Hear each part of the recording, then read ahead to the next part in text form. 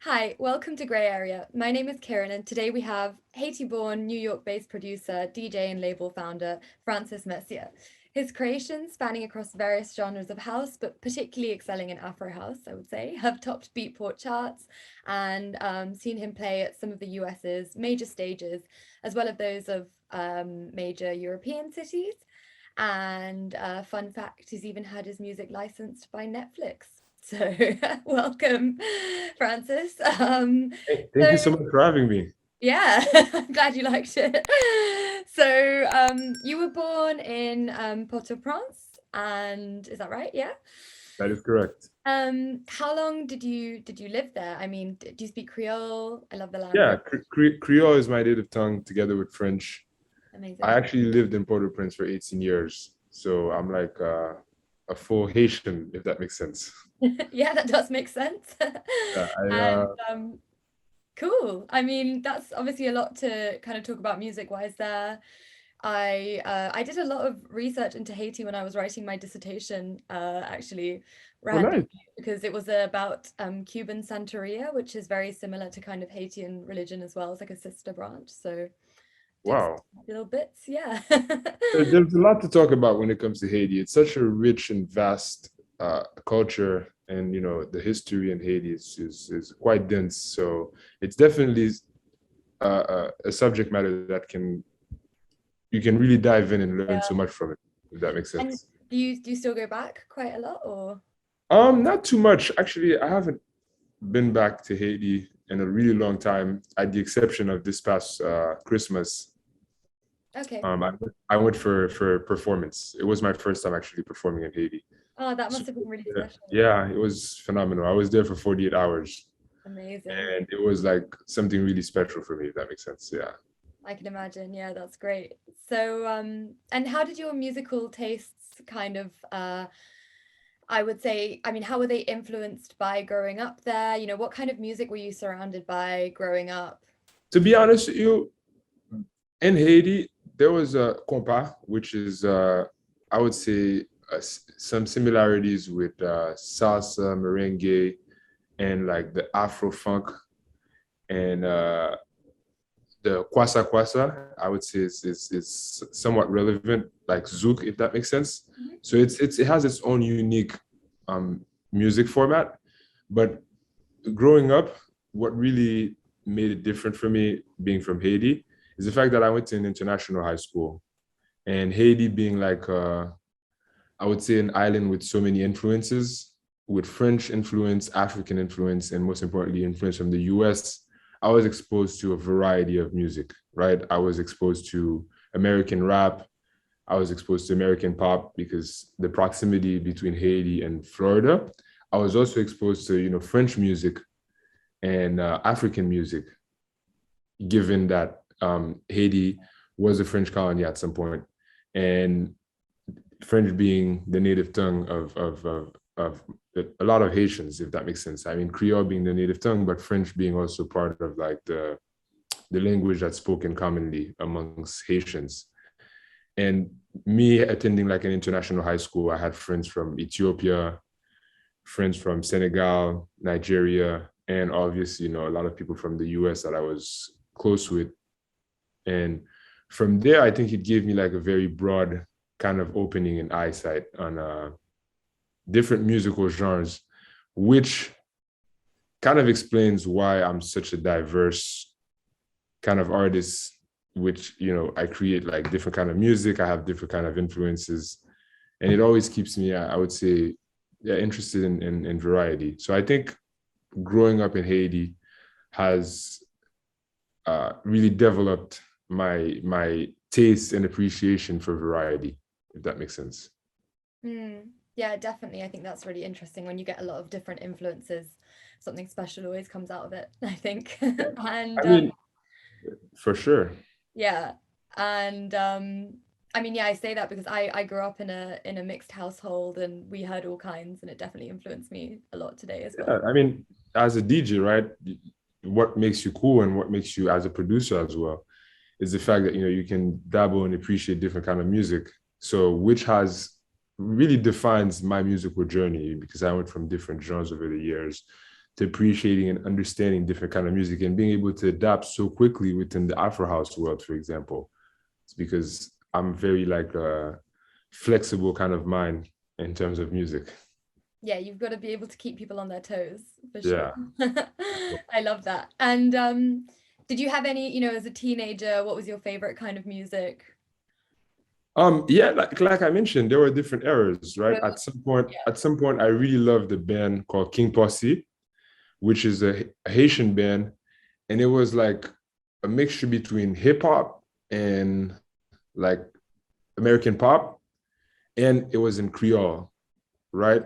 cool. Yeah. And it had its own swing. It wasn't reggae. It's unique on its own. It has a hip hop flow to it, and the melodies are very intriguing.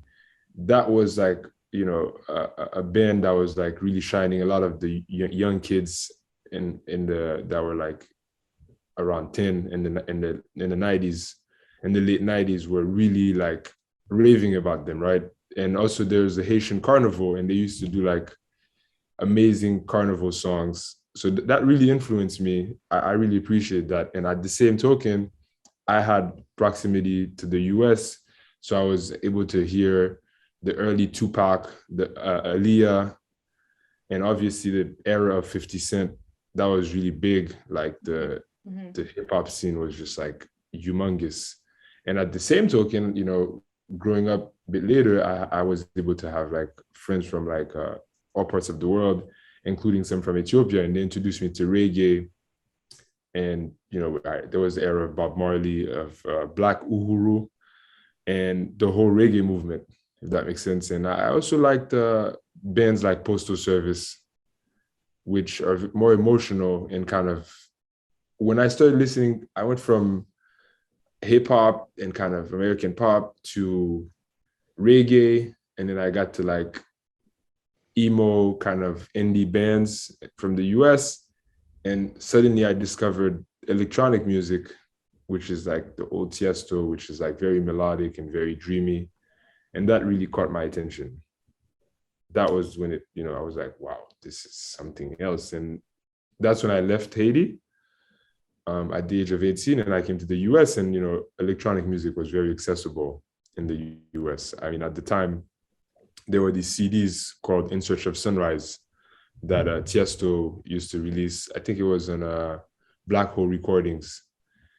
And yeah, they were like musical journeys. It was like 3-hour DJ sets with like a bunch of different tracks, and Tiesto would take you like on a journey, if that makes sense. Yeah. And Yeah.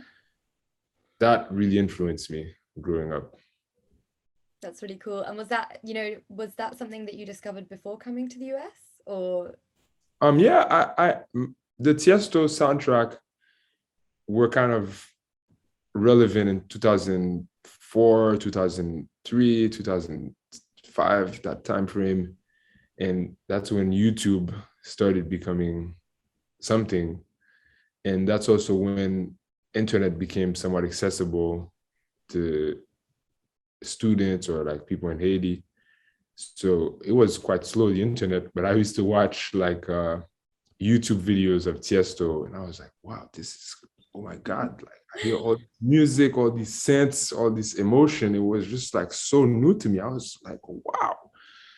And when I came to the US, I was like, I have to see this like in person. And I went to some concerts, and yeah, from there, it just, the electronic music just grabbed my attention fully. And I was like, I want to do this. I want to learn how to DJ. I want to do emotional music. And that's what happened. I love it. Such a good story. And was that, I mean, did you study music? Did you, No, no, no, not at all. I just had an avid taste did you? for music. I just always loved listening to music. I used to love to try to sing. I'm a terrible singer. But like I used to love to try to like mumble and whatnot. And yeah, it was just always a passion, and a passion turned into a drive, an interest, which then turned into kind of like work. And from there, it became something. I mean, I was like first just interested by the music. I really loved it. It was something that was keeping me kind of grounded and kept me positive, because when I first moved to the US, it was like in the winter, and I had never seen fall, like, trees losing leaves and like change of time zone. Yeah, And it's depressing, isn't it? I was like, whoa, wow, wow, wow, wow. So music was really something that kept me kind of happy and gave me some sort of like comfort. And Amazing. I was always listening to music, and I was like, and I started attending concerts and all this shows, and I was like, wow, I actually want to learn how to do what these guys are doing. And I got my first pair of equipment, and I was doing it for fun. And at some point, I was like, wait, there are some parties happening on campus, because I was studying in Providence. That's what I came to the US for. It's like, why don't I try to DJ at those parties? So I just reached out, and they were like, okay, sure, you can try. And it started making revenue. And I was like, and I'm kind of an ambitious person. So I was like, okay, if I can play frat parties, maybe I can play in a club. I started playing in clubs in Providence. I was like, maybe I can play in New York. And this catapulted. In New York, I started my event planning company. And then, yeah, it was just history after that, right? Okay, so you were kind of always on that journey since coming over. Yeah, I have very addictive personality, and I was like, I want to try and be a DJ. I want to play parties. I want to play for people. You don't want to be a DJ just to play in your room. So I said, okay, I'm gonna go to New York. I want to try and play in New York. New York is the city of opportunity. If you put your mind onto something, you will find someone that will buy into it and give you an opportunity. So at first, I tried to go to some of the best clubs. I think it was Cielo. There was this other club called Sullivan Room, which was like, a huge club in the early 2000s. I was ambitious. I was like, I want to try and go there. And I show up at Sullivan Room, and I had like a little controller thingy. That's how I learned how to DJ. And I see these guys with all these equipments, and I'm like, wait, what? How can I learn this? Maybe I can hire one of them to like give me like some sort of tutorial. Long story short, I tried my best, but these mega clubs, they would be like, we don't know of you. We've never heard. We're booking artists from all over the world. Like, we can't really help you. Sir, please step outside. So, yeah. So at that point, I was like, okay. Then I said, maybe I need to start smaller. So I went to like a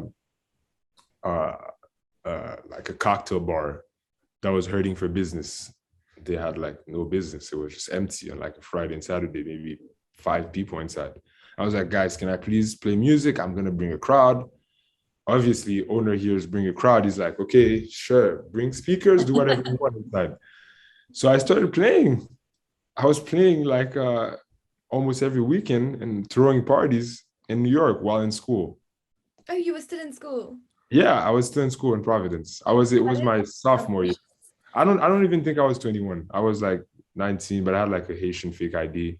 So you could play. It worked. And I was playing, and this was the era of when Facebook was becoming very popular. So that's the time when if you received an invitation on Facebook to an event, you're like, oh my God, somebody invited me to an event. You have to attend, right? So what I would do is I would hire all these college people, and I would tell them, I would give them like, I don't know, $50 and be like, invite all your friends to the Facebook event. And people would be like, wow, there's a DJ coming from Haiti or something. And I would make these posters, and it would work. That's amazing. That's like a one-man marketing and everything team. Like, you've got to hustle. I love it. Yeah, I hustled my way through it. Even in college, like I used to play these frat parties, and I used to tell the frat guys, hey man, if you let me play, I'm going to crush it. And I would go take part of my fee and give it to like 10 key friends and tell them, invite like 500 people to the Facebook event. The Facebook event would be like the most popular hit thing on campus. Yeah, and it worked. The same model worked in New York. In New York, I had to be a little bit more creative, but I had to like talk to people in different universities and different groups, and it worked really well. And just the demand grew, and people started to get to know me. And obviously, I improved from the cocktail club. Now I had interest from like this nightclub that used to be called I forget the name. It was in Times Square. Touch Club Touch. They Okay. had like a they had like a third floor on top of the main room, and it was like a 200-person club, Oh my God. like a VIP room. Big step If that up. makes sense. And I was like, it wasn't as good as prestigious as the main room. The main room was like a main thing. Like there was DJ Clutch, DJ AM, Little John was performing in the main room. It was like a big nightclub. They used to put Paul Oakenfold in the main room, but I was just added in the flyer. I was like, wow, I made it, you know? I mean, definitely. It's such a, I love hearing these stories of people that just hustled really hard and were original and made it. It's great. Yeah, and at some point, I was doing way too much. So I was traveling to New York almost every weekend. So it kind of affected my studies. And I was very close to not finishing uni. And I think the dean reached out to my parents and was like, something happening with your son. We don't know what's going on, but the grades were really bad. Like he just failed a bunch of classes. So I was like, whoa, okay, there's a chance that I may not graduate. So my parents called me and they were like, listen, at that time there was an earthquake in Haiti. Oh So they yeah. were like, you know, we like you're lucky to have every one of us alive. My sister had moved to the US in emergency because of the earthquake. She got like asylum and it's like a lot. So they really wanted me to like focus on my studies and achieve what they wanted me to. So I took like a step back from all the event planning. I had a partner at the time, so he did like most of the event planning. So I played a little bit less, but I still had my events going and I was just working remotely. So I used to book DJs and I created a business like that. And the business was creating enough revenue to the point where after graduating, I was like, okay, I could work in a bank. And I had an offer to work in some bank in Buffalo. And I was like, I'm not going to be outside of the city. I need to be in Manhattan to be able to DJ. So I was like, I'm just going to find a gig, some sort of work in Manhattan when I finish. But when I finished, I moved to New York and I was like able to sustain myself. I was like, wait, why don't I need to do a job? Let me just do this. Yeah. Yeah. I So mean, I did it from 2012. I did it for 2 years, fully event planning. Then I took a sabbatical in 2014 to just learn how to produce. And I launched my label and I'm here now. and you're here now. Yeah, great. And I mean, it's crazy to think, I mean, surely your family now must kind of look back on that time and realize that, you know, it was also really important for you to be getting out there playing as much as Absolutely. They're very supportive. They understood the journey, but it's also a good thing that, you know, they push me to finish my studies and kind of get some sort of a backup because it's always good to have something to fall back on. You never know what's going to happen in life. And most importantly, the discipline to be able to achieve a project fully because I went to prestigious university. I went to Brown mm, to be able to finish this kind of project and claim your degree. That means you can do anything. So that's why I don't stop till I reach my goal. You know, that's why it took me 7 years to now I can say really make noise in the industry to be able to perform, travel all over the world. Like I've tried year after year after year after year. so you say you don't stop until you reach your goal. And what's your next goal? I want to be. I would love to be able to be an ambassador of world music. I would love to be able to merge cultures, be a bridge between Africa to Europe to the US and be able to represent music on a global scale. You know, I would love to be like a household brand that people respect, and I'm able to empower smaller artists and bring new sound to the main stage. You know, that's my ultimate goal. Because I feel like, you know, you have to give people something different, and I want to be able to inspire. I want to be able to support and to give back to the community in every way that I can. That's really my mission statement. So that's why, you know, in my music, I collaborate with every kind of artist, small to big. I give artists opportunities. I even launched a management company. I have my record label. I just sign a lot of different music just because it's more fun. You know, together, I feel like it's more fun. It's more pleasant. So as my goal is to become like strong enough, big enough artists to be able to support, empower artists and create original music and bring something different to the main stage. Yeah, no, that's really beautiful. I can see it already. Thank you. Thank Love you. Thank you. it. And so kind of moving back to kind of the topic of New York, I guess. How do you find, you're based in New York still now, is that correct? Yeah. How do you find that kind of New York has kind of either there have been kind of changing appetites in the dance music scene in New York itself, or whether you feel like your sound has been kind of guided by what's been going on in the New York kind of dance music scene. I guess what I'm really trying to get to is kind of what has guided your kind of move, your evolution in your music, especially towards Afro house and after dabbling in different genres. To be honest with you, I wouldn't say it's New York. I wouldn't say it's anything. I would say it's just interest. It's just interest. Prior to the pandemic, I was making classic house and like tech house, but I started listening to Black Coffee and to like this artist called Night Freak and this kind of emotional African house music. And it was so emotional. And I was like captivated by it and just glued to the music. I used to listen to this track called My Africa, the Night Freak remix, okay, by an artist called Antonio Lyons.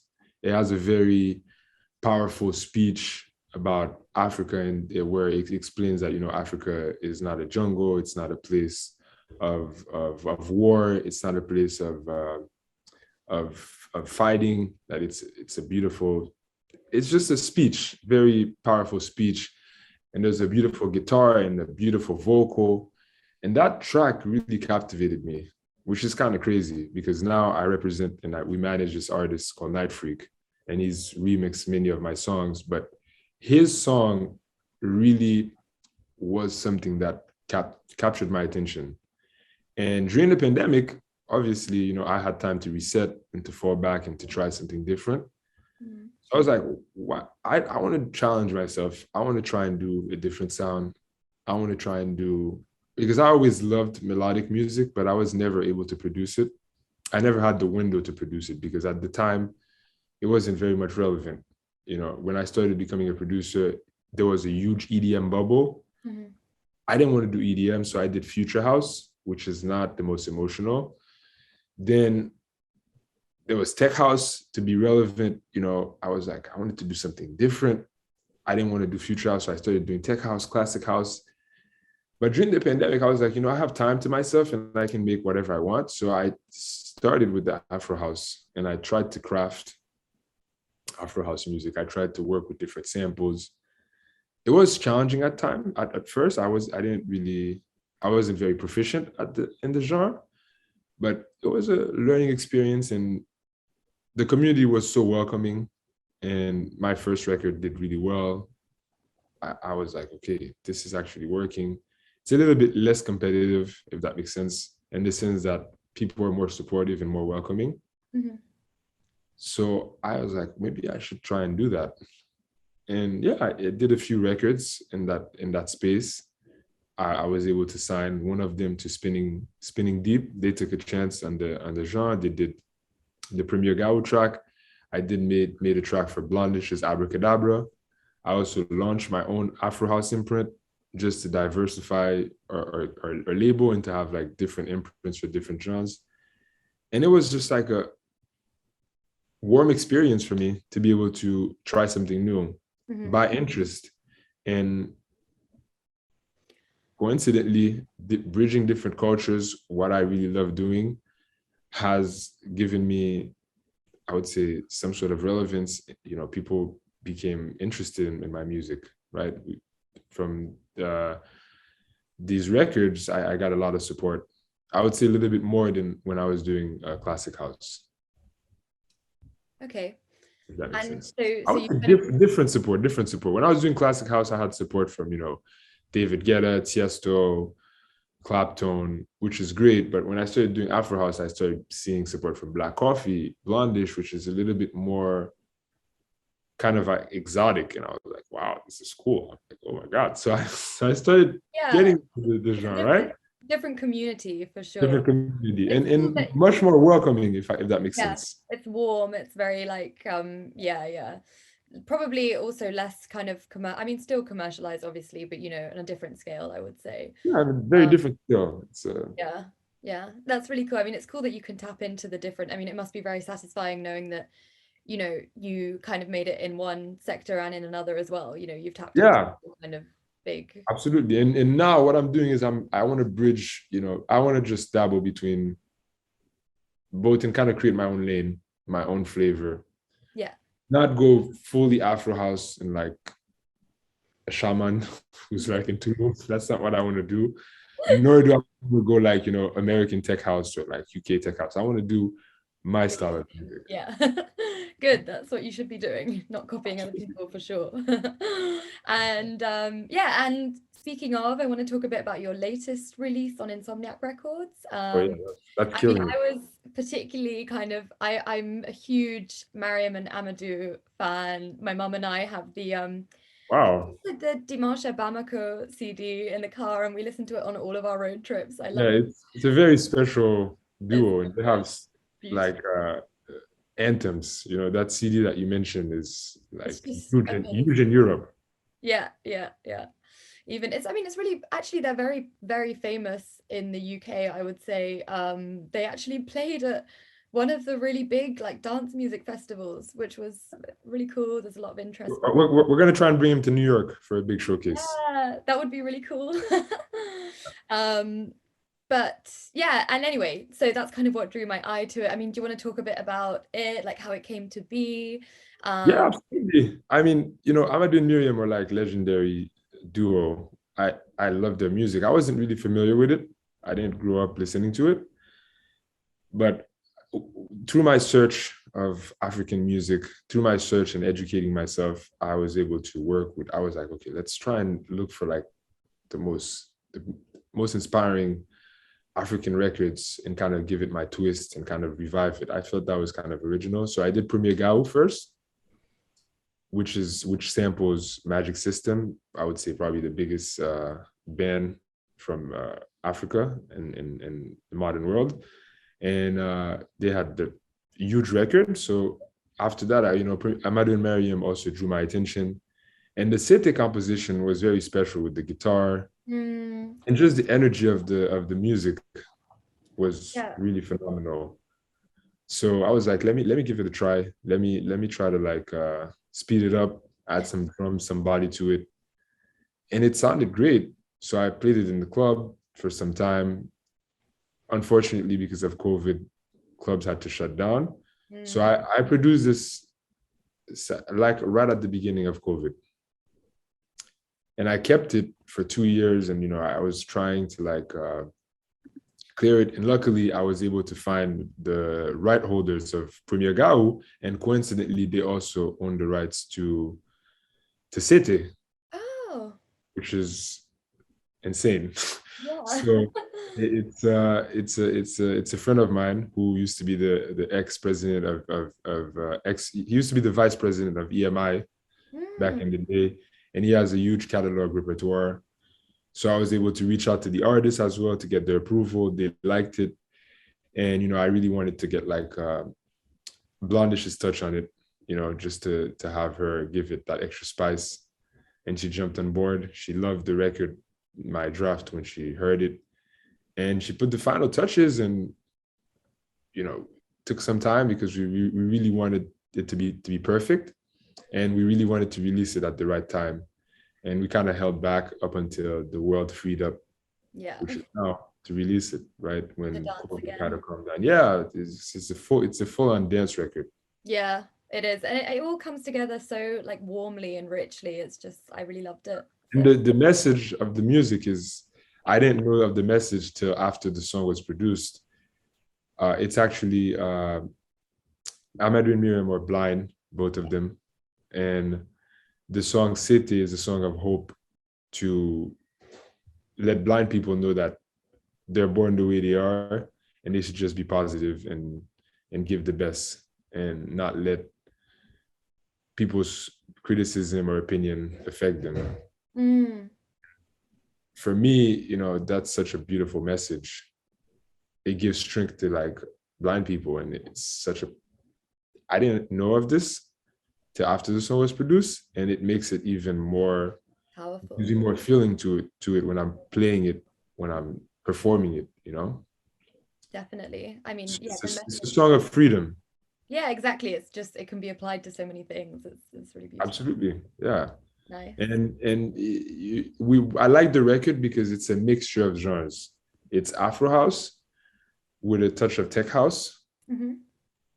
right? With the bass line that's like quite Yeah. groovy and jacking, and it's working really well. It's kind of crazy. Today we just received a video of Fisher performing it live in France. No way. Killing it. I mean, a lot of artists have played it. For everyone from Gorgon City to Danny Howard to Jeremiah from BBC Radio 1 in the UK, and also a ton of artists, Wax Motif, have been playing it. And I also saw Gorgon City play it live during my music week, and it slaps. Does really well. Tiesto played it in his radio show. So I'm really happy to see the record Definitely. flourishing. And I'm happy to see, the Afro House kind of taking a stance and being relevant. Stage, literally. Yeah. Yeah, it's also charting right now. I think we're number 4 on Beatport. Amazing. Yeah, the main charts, which is, I think that's Big. my highest Big. highest Yeah. highest ranked record. Yeah. Yeah. Crazy. I'm sure we'll see. I reached number 3 on Deep House, but I never made it to the top 10. This one is number 4. That's something. Top 10 main charts is something. And we've reached like I think a million plays, and nearly a million plays in like a little over 2 weeks. Wow. It really went So down well. yeah, I have to be very thankful for my team, for Insomniac Records. They're very professional, and for my entire management team, the PR agency I work with. Mhm. Uh, yeah, it's a blessing, to see people being so supportive of the Afro House, of this composition. We've made it to like huge playlists such as Dance Party, such as Housework, and also Mint, which is kind of very rare to make it on Mint. Is Yeah, huge. with a dance record, it's something. Cool. And I'm sure we'll kind of be seeing much more of it over the next few weeks or months even. I'm sure it's going to be Yeah, heard about. tracks take time to simmer and to Yeah. grow. See who picks it up for sure. But I mean, it's a great Actually, reception. That's one of my record, Premier Gao, which is, for me, it's a record that helped me establish my name within the space. I'm in Tulum right now. I was performing on Saturday. Last night I went to Black Coffee, and he was playing it, and they played it twice.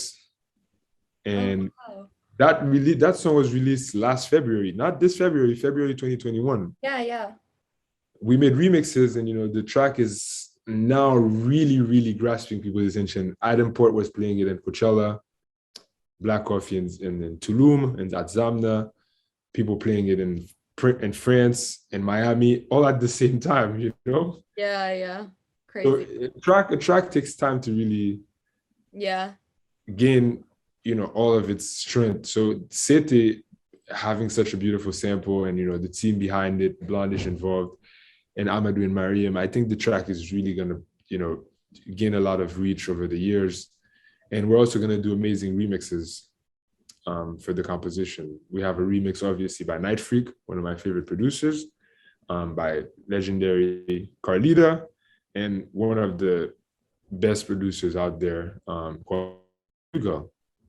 Hugo is like he does like a touch of Latin house. So he did something really special, and I can't wait, for it to drop. So we have like a remix pack coming up, and in addition to the original. So I think it's gonna be a lot of Sete going on.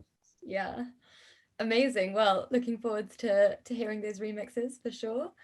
And Yeah, you have to come to my shows to hear them. I've been playing them on the road. I would love to. I mean, yeah. Do you ever come to the UK?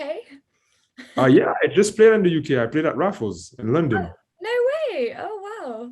Yeah, 2 weeks ago they had Martinez Brothers. Last week was I played, and then I think or Raffle. last week they Oh, had fancy. they had Jaden Thompson as well. And Cool. I did the lineup. It was really nice. It was a great performance. Really nice show. It's a beautiful venue. It's a bit more intimate. It's very exclusive, Raffles. Yeah, I played in Madrid as well while I was out there. So I did like a little European run. Oh, cool. Yeah. I That's played three different shows that weekend. I think it was not last weekend, but 2 weekends ago. What are your favorite venues in Europe? I think in Paris, I think Lark is my favorite. Just yeah, they love my music. They love Premier Gao. When I play it, everybody has their phone out. Yeah. Great, it's a great club, the Oh, I've actually atmosphere is never really been. nice. Yeah. You've never been to Lark? No, Have you I've been never to been. Paris? I've only been to Paris once when I was very, very young. Okay, well, Paris is a train ride away from the UK. I know I should go. I stick to kind of London and Berlin, but I need to expand my radius. So You should. I'm performing in Paris on May 12th. May 12th. Okay, I'm coming. I'll be Yeah, there. you should. No, for real. I should. Are you off on Fridays or no? Well, depends. I work in the music industry as well. Okay. So It's it's May 12th is a Thursday. Um, it's worth. I think it's 100% worth it. yeah, I No, mean, it's a I special club. It's right next to L'Arc de Triomphe. wow, that's so beautiful. Yeah, Amazing. it's an emblematic club. They've had like some of the biggest performers. They had some of the biggest brands such as Live Miami, Mhm. everybody from Drake to DJ Snake Wow. to Neymar to Ronaldinho have attended the venue or performed at the venue. So it's like a really big Really deal. big deal. Yeah. They're really big in the hip hop space, Hmm. but they do deep house on Thursdays and Afro house on Thursdays. Oh, cool. So I'm actually going to be performing with them on a residency basis once a month, starting in May. I will play How you're May going to fly 12. back once a month? Yeah, Oh my gosh. that's That the seems life of the crazy. touring DJ. I know. Wow. Good luck with that. Um, and I really want to have time to touch on your label. I really want to talk about Deep Root Records because you probably haven't come across this, but I actually incidentally wrote about Deep Root Records in one of my pieces I Wow, wrote a few months ago. Yeah. awesome. What publication? For Grey Area. It Oh, was a really? piece That's so on cool. Black-owned record labels that I did some research Thank about, you. and Thank you for the support. it was one of my top ones. Big fan. So I mean, yeah, let's talk a bit. So kind of you've hosted sort of house music legends like Roland Clark and then the label platforms, like lots of talent from all around the world. I mean, how do you come across the talent, and what was kind of the original vision for it? Okay, the original vision was just to create a space for house music, classic house music, because when we launched Deep Root Records, as I told you, there was a big EDM bubble. It Hmm. was either people were playing big room, like tum, tum, tum, tum, Yeah. or or hip hop. So it was just one or the other, and you got to stick to your religion. Yeah. I was like, you know what? I like classic house. I love Todd Terry. I love Roger Sanchez. I love Eric Murillo. I want to live the house music that feels good. And it was just non-existent in New York. And I was like, you know what? Let me just make a little collective. I'm going to get together with some artists and we're going to try to like play this music, produce this music. And we started doing like showcases, small events under the Deep Root Records umbrella. Mm-hmm. And it worked. It was small, but it worked. And then the vision behind the label was, while I was doing this, I was like, you know what? I don't want to be by myself. I always like working with other people. So I had like a couple of friends that were producers. So I said, you know what? Let's join together. So we worked with Dean McCoskey from Macedonia and Kosi from Mexico. They were both like close friends of mine. So we were like, okay, let's try this together. And there were like another duo called Posse from New York as well. So we started a little collective, and we had our space, and I linked up with a friend of mine who's now our co-founder and also my manager. His name is Jamu Kamban. We launched a label, we launched this little collective, and it went from organizing small 200-300 person shows to one day we were like, listen, we should make this become a label. We should actually try and sign some artists. And we just formalized the business. Because as you know, having studied, having a background in finance and whatnot, and statistics, I'm very business oriented. So I was like, okay, let's make this into something. And so, yeah, create a structure. And it went from small label to then we created a licensing department, which helped us create quite some revenue over the years. And from there, it really picked up. It really picked up. It hasn't stopped since. And our events department is really solid. You know, that was one of the founding departments of the label. Our label department has grown. Our music department has grown a lot. We represent nowadays about 150 masters on the label side, and we represent 500 plus songs for second licensing. Wow. I think you froze. Okay, good.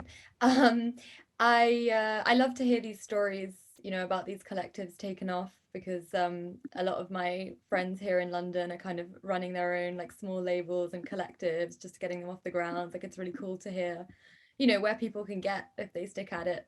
And I'm sure coming at it, you know, from a practical perspective really helps as well. Absolutely. But it was just initially just I was like, you know what, if I'm going to try myself in the music industry, let me try and put like a little group together with a few of my friends and artists that I believe in. Because if I don't make it, at least someone from my group will be able to make it. And from there, you know, we could go together. Definitely. Plus, I mean, I always... And that's kind of... Yeah. And that's kind of what helped us grow, because we had every artist pushing their own angle. And at first, you know, we had Dean McCoskey land some success with collaborations with Eric Murillo, and he worked with Roland Clark. He worked with Shawnee Taylor, which is like huge singers. And, you know, we worked with Dean, so he's like a very, very good producer and friend of ours. So he released on our label from there. And that's how, you know, we started working with Roland Clark. Kosi, on the other hand, our Mexican huge licensing placements over the years. Can you hear me? Yeah, sorry. I think you're freezing a bit. Maybe it's your Wi-Fi. I think mine is... It's better now. Yeah, very possible. You know, I'm in Mexico, so I'm in Tulum. Yeah, it could be. Don't worry about it. Of the jungle, so yeah, don't worry. We got Wi-Fi hiccups. It's okay. We've done really good so far, so all good. Yeah. And yeah, so our Mexican artists, he had like huge placements. Everyone from Samsung to Juventus to Apple. Wow. To Nike. So that's a prime example. You know, Dean McCoskey had like public success with collaborations with Eric Murillo, huge records. Kosi had like a phenomenal success in the second licensing side, which created quite some revenue for the label. And their success stories happened before mine. You see? And now, as a third counterpart, that's why sometimes growing together can be beneficial. So yeah, I'm happy to say that I like to support artists. I like to empower artists, because if good things happen to your friends, good things will happen to you as well. Definitely, 100%. To see a friend happy is to be happy in my books. Exactly, sure. right? And it's the best fun. I mean, I love to do You shouldn't any kind of events with my friends. You know, it's the dream. So kind of moving on a bit there, let's talk briefly about kind of your own plans, or maybe the label's plans for 2022. Okay. Oh, that's well, for me personally, I will be releasing a record a month for the next 2 years, probably. Next 12 years. Wow. Not 12 years, the next 12 months. Yes. Yeah, the next 12 months. Yeah. Ambitious. So I will attempt to release a record a month in the next 12 months. It's gonna be most likely one with a label partner, and then every other one on my own label, just to have a good variety. I try to release in different labels just to expand my reach and to be able to reach different audience and different fan base. And I like to release also on my own imprint for our team to have like as much creative input as possible and to keep it organic. That's why we started Deeproot to begin with. And for 2022 is going to be my biggest year in terms of shows. I am so blessed and so happy to see that I will be playing in the next 6 weeks, I think in 12 different cities. I will be taking 27 flights. I will play in I will play in Montreal, New York, Boston, Cape Town. I'll be going to South Africa for the first time. Oh, me too, very soon in June. Really? Okay. I will be going end of April. Okay, cool. Then Nairobi in Kenya. Cool. Then Madrid, then Paris, then Dubai. Wow. Then Morocco. I will play a festival in Morocco. Then I will come back to the US to play in Miami, then at EDC Las Vegas. And I will finish with New York for the month.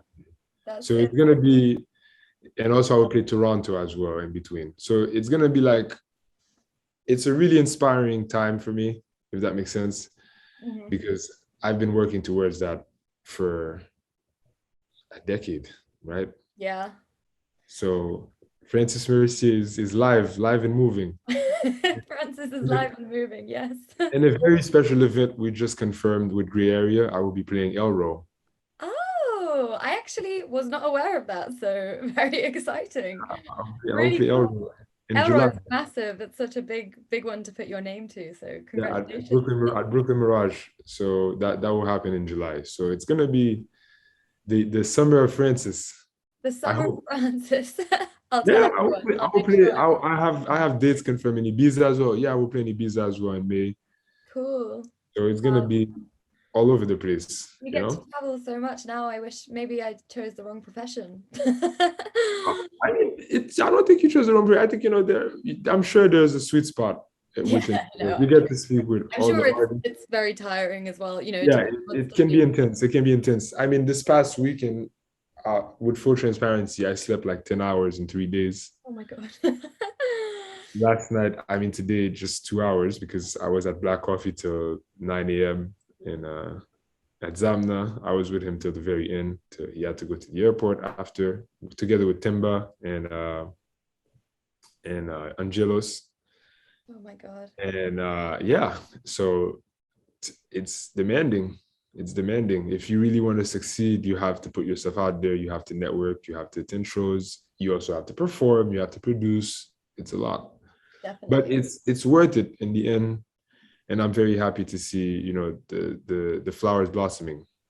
Yeah, I feel from everything that we've spoken about today, it sounds like you really deserve it after all of that ambition and drive. So congratulations. And so that brings us on to the kind of little speed round. So these are just meant to be fun. So just answer whatever comes to your mind. It's not a trick question, I promise. Okay. Okay. So who would be your ideal B2B partner? Solomon. Oh, okay. And which artist, dead or alive, would you most like to see live? Black Coffee. He's alive, but I just want to see him every time. Oh, that's so sweet. And can you name one track that was particularly, I think you did already actually, but one track that was very influential in your journey in dance music? One More Time by Daft Punk. Okay. And if you could invite anyone in the world to a dinner party, who would it be? Anyone in the world? Anyone. I would say Blondish. Okay. Well, she's always fun. She's always fun.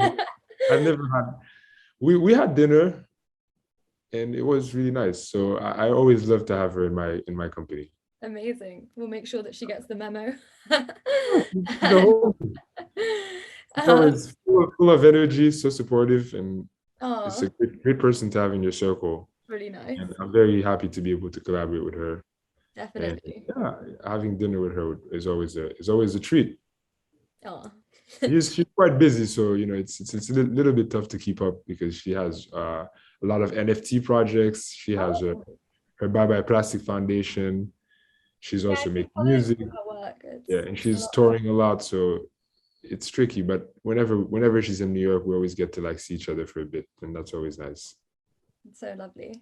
And if you could make a track with anyone, who would it be? That's an easy one. Black Coffee. Big Black Coffee fan. Yeah. Yeah, I like the music. I like his music. I mean, Black Coffee, Tiesto, all the greats, Pete Tong, Pete these Tong. dead or alive, obviously, probably Bob Marley, that would be really nice. And for sure, alive Diplo, that would be really cool. Because Diplo and Bob Marley, what a combination. yeah, he's like a source, an open source of music, an open dictionary. This Yeah, guy, any kind of music, he's there. And I love yeah, that. it's true. He's established himself. And would you rather start a new project or tie up loose ends? Start a new project. Okay. Yeah.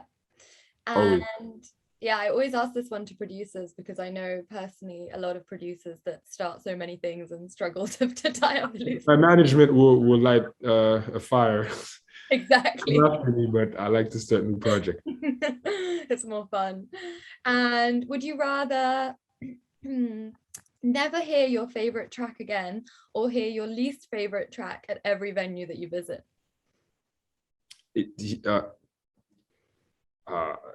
Hear my favorite track. Okay. Yeah.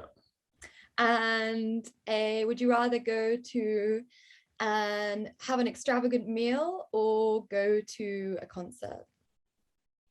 Concert, of course. Very good.